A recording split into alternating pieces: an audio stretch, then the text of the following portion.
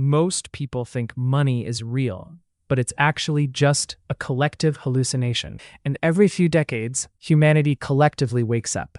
It starts with a little bit of greed, then a lot of greed. And it always ends with people eating tulip bulbs. Welcome to the history of financial crashes. Our first character is the Netherlands.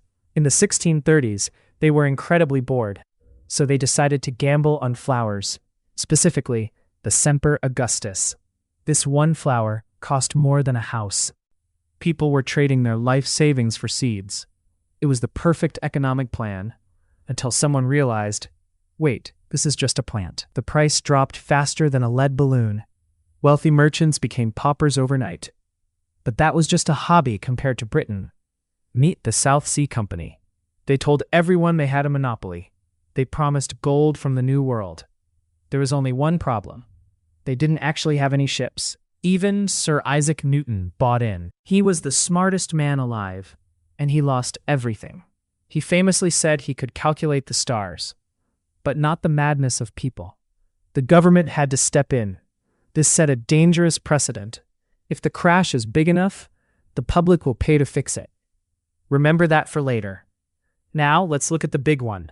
The Roaring Twenties were a giant party. Everyone was buying stocks on margin. That's a fancy word for borrowing money you don't have, to buy things you don't understand. Then came Black Tuesday. The market didn't just dip, it vaporized. Banks started closing their doors. People stood in line for hours, only to find their savings were gone. This wasn't just a bad week. This was the Great Depression. Unemployment hit 25%.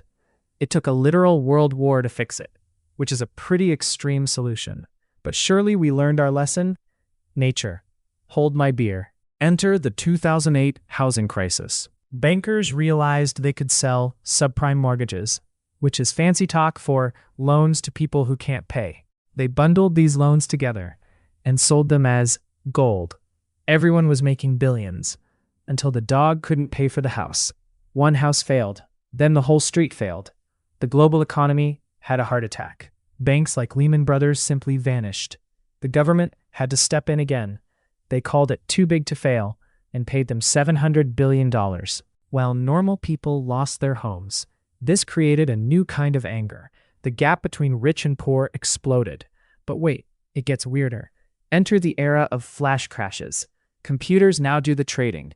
In 2010, the Dow dropped 1,000 points in just 5 minutes. The reason? An algorithm got into a fight with itself.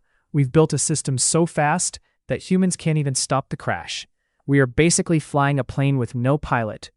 And now we have crypto. Yeah, where people lose billions because they forgot a password, or because a 12-year-old on Twitter made a joke. We've gone from tulips to digital dogs.